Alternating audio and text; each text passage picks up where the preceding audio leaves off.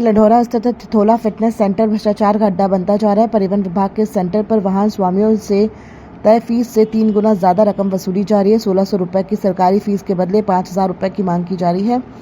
ताज्जुब की बात यह है कि शिकायतों के बाद भी सिस्टम कुंभकर्ण नींद सोया है। आखिर किसकी शह पर यह अवैध वसूली का खेल चल रहा है? यह है रुड़की के लढौरा स्थित थिथोला का फिटनेस सेंटर, जहां गाड़ियों की फिटनेस नहीं बल्कि जेब की फिटनेस देखी जाती है। स्थानीय लोगों और बाहरी राज्यों से आने वाले वाहन स्वामियों का आरोप है कि यहां बिना सुविधा शुल्क के कोई काम नहीं होता। खासकर उत्तराखंड के बाहर से आने वाले वाहनों को निशाना बनाया जाता है। सहारनपुर के मनीष कुमार जैन अब अपनी गाड़ी की फिटनेस कराने पहुंचे तो उनसे सरकारी फीस के बजाय 5000 रुपए मांगे गए। जब मनीष ने विरोध किया तो कर्मचारियों ने उन्हें कागजों की कमियां बताकर घंटों चक्कर कटवाए, लेकिन मनीष ने हार नहीं मानी और भ्रष्टाचार के इस खेल की ऑडियो रिकॉर्डिंग कर ली।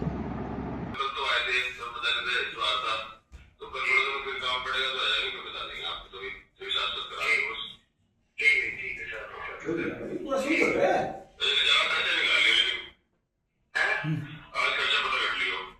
खर्चा मैंने पता कर लिया था। अच्छा कितना है? 5000 रुपया खर्चा बताया। जैसे कैसे? जैसे कि अंदर की जो फीस है ना, अंदर के देने, जैसे लगा वो। पहले तो मैं बता देता हूँ, मैं जो हमारी एक टेस्टिंग स्टेशन है, नंबर ऑफ टेस्टिंग स्टेशन हमारे प्रदेश में चल रहे हैं और मुझे हेड ऑफिस से या हेडक्वार्टर से इसी चीज़ की जांच करने के लिए भेजा गया। इस तरह की शिकायतें पूर्व में मिली हैं। 5-6 दिन पहले हमने इस पर एक बहुत ही ज़बरदस्त एक्शन लेते हुए क्या किया कि हमने यहाँ पे एक सिक्योरिटी गार्ड था जो ये लोकल के किसी गांव का था, तो हमें पता चला कि उसने किसी के गाड़ी को आगे पीछे करने के लिए 100-200 ऐसे करके शिकायतें मिल रही थी कि कुछ पैसा ले रहा है वो। तो हमने उसकी जाँच पड़ताल की और यहाँ पे लोकल पुलिस स्टेशन में उसकी कंप्लेन की। पुलिस से उसे यहाँ से अरेस्ट कराने के बाद पुलिस ने सख्ताई से जब जांच पड़ताल करी तो उसमें कुछ चीज़ें निकल के आई कि उसने 200-500 रुपए करके आगे पीछे गाड़ी वालों से लिए। कई बार ये लोग बाहर लोकल एजेंटों से भी मिल जाते हैं, तो उनमें तीन स्टाफ मेंबर निकल के आए थे, जिसमें तीनों का हमने चालान करा दिया, जिसमें तीनों के नाम पे हमने यहाँ से FIR करी और चालान कराया। उसके बाद उन्हें तीनों को तुरंत साथ के साथ बर्खास्त कर दिया गया। इसके बाद फिर भी अगर कोई इस तरह की शिकायत आती है तो मैं लगातार अभी यहाँ पे 2 से 3 दिन में सेंटर पे बैठ रहा हूँ। 2 से 3 दिन दूसरे जो लाल तप्पड़ या विकास नगर के सेंटर्स पे, पूरे गढ़वाल मंडल के एक सेंटर पे जाके जांच कर रहा हूँ सब चीजों की। और अगर कोई भी ऐसी शिकायत आएगी तो सख्त एक्शन लिया जाएगा, उस पर किसी को छोड़ा नहीं जाएगा। मैं रहने वाला सहारनपुर का हूँ और मैं यहाँ अपनी गाड़ी की फिटनेस कराने आया था और मैंने यहाँ पे फिटनेस के लिए अपने कागज भरे तो क्योंकि कुछ दिन पहले मैं पूछने आया था कि सिस्टम यहाँ पे कैसा होता है, ये तो यहाँ के गार्ड ने मुझे बताया था कि आप मेरे पास आ जाना। तो उसका अगले दिन ही सुबह फ़ोन आया कि आप आ रहे, मैंने नहीं आ रहा हूँ, तो मैं आज आया। तो आज मुझे आगे यहाँ पता लगा कि 1650 रुपये फीस है केवल मात्र, लेकिन फिटनेस के लिए मुझे 5000 रुपये मांगे।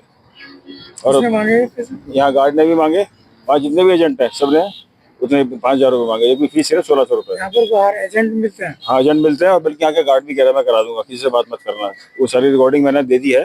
तो 5000 रुपये मांग रहे हैं इस बात की, और 5000 रुपये अगर आप नहीं देते हो तो आपकी गाड़ी में 100 कमियां निकाल देंगे, जबकि मेरी गाड़ी में कोई कमी नहीं है। देहरादून पुलिस लाइन में होलिका दहन का पर्व उल्लास और पारिवारिक माहौल के बीच मनाया गया। SSP देहरादून प्रमेंद्र डोभाल ने सपरिवार विधिवत पूजन अर्चना कर जनपद के अन्य अधिकारियों के साथ होलिका दहन किया। इस अवसर पर SSP डोभाल ने पुलिस परिवार के बच्चों और परिजनों को रंग लगाकर होली की शुभकामनाएं दी। पूरे परिसर में उत्सव का माहौल देखने को मिला, जहां पुलिस कर्मियों और उनके परिवारों ने एक साथ पर्व की खुशियां साझा की।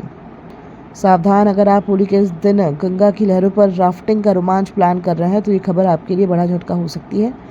प्रशासन ने सुरक्षा और भारी भीड़ के मद्देनजर 4 मार्च को राफ्टिंग गतिविधियों पर पूर्ण प्रतिबंध लगा दिया है। जनपद टिहरी की DM नितिका खंडेलवाल के निर्देश पर SDM नरेंद्र नगर आशीष गिंडियाल ने इसके स्पष्ट आदेश जारी किए हैं।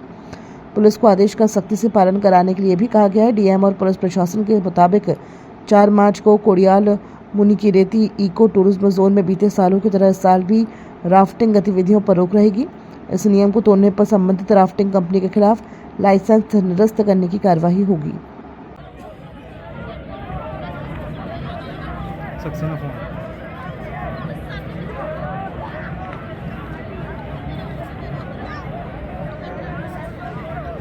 एक महिला ने पुलिस को तहरीर देकर मंगलौर कोतवाली क्षेत्र के लौंढारा निवासी 4 व्यक्तियों पर नशीला पदार्थ सूंघकर सामूहिक दुष्कर्म कर उसकी अश्लील वीडियो बनाकर इंटरनेट मीडिया पर प्रसारित करने का आरोप लगाया। पीड़ित महिला के अनुसार यूपी मुजफ्फरनगर जनपद के कस्बा शाहपुर निवासी एक महिला ने मंगलौर पुलिस को तहरीर देकर बताया कि 28 फरवरी को लंढौरा निवासी नौशाद ने किसी बहाने से अपने साथ एक कमरे में ले गया, जहां पर उसने पत्नी महिला को नशीला पदार्थ दे दिया। नशा होने पर आरोपित ने अपने दोस्तों को भी बुला लिया। आरोप है कि उन्होंने महिला के साथ सामूहिक दुष्कर्म किया। मामले में पुलिस तहरीर के आधार पर जांच कर रही है। नौशाद मुझे कमरे पर ले गया। कशेरवे के रहने वाली है कि शाहपुर के पास की। नौशाद हमारे पैसे थे। नौशाद तक बात हुई फोन पर, बोला लंढोरा आजा, लंढोरे का पैसे ले जा, मेरा हिसाब हुआ। मैं लंढोरा आई, मुझे रास्ते में देर होगी।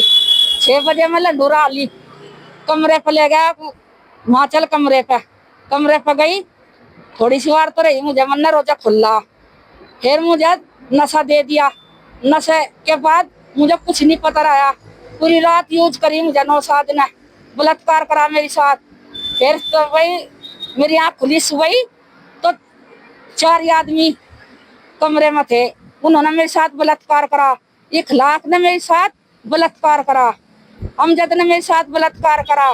लाला ने मेरे साथ बलात्कार करा। इफ्तिकार ने मेरे साथ बलात्कार करा। फिर इन्होंने मार पिटाई करी मेरे साथ, बहाना बनाया। अपने वाले का मोबाइल ले लिया, मेरे पास मोबाइल ले लिया। इखलाक बोला अगर जो तू किसी को बतावेगी, फोन मिलावेगी, वीडियो बना रखी तेरी नंगी की, वीडियो वायरल कर देंगे। ईरान में हुई जंग के चलते मंगलौर क्षेत्र के कई लोगों के फंसे होने की सूचना के बाद मंगलौर विधायक काजी निजामुद्दीन ने पूरे मामले में गंभीरता जताते हुए उत्तराखंड के मुख्य सचिव को एक पत्र भेजकर जल्द से जल्द मंगलौर के फंसे हुए लोगों को हिंदुस्तान बुलाने की बात कही है। विधायक का कहना है कि उत्तराखंड सचिव की तरफ से एक जवाब भी उसके पास आ चुका है और उन्होंने भी उसकी सूचना पर गंभीरता से अमल करते हुए ईरान में फंसे सभी लोगों की पूरी जानकारी मांगी है।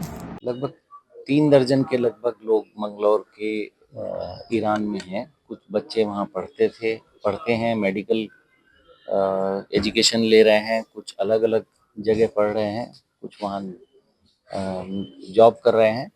तो उनके बारे में मैंने कल चीफ सेक्रेटरी उत्तराखंड को एक लेटर लिखा था कि वो ministry of external affairs Bharat सरकार से कोऑर्डिनेट करके उन लोगों को वहाँ मदद करवाएं और वापस लाने की कोई एक मुहिम, कोई एक तरीका निकालें। तो उन्होंने कुछ चिट्ठी जैसी वहाँ मिली होगी तो उन्होंने मुझको एक मैसेज आया कि मैंने लिस्ट भेज दी थी कि इन लोगों की वहाँ के ईरान के मोबाइल नंबर, ईरान में किस जगह है और हो सके तो पासपोर्ट की डिटेल्स। तो जितनी डिटेल्स फिर मुझे रात मिली, रात ही मैंने वो डिटेल्स भी उनको भेज दी।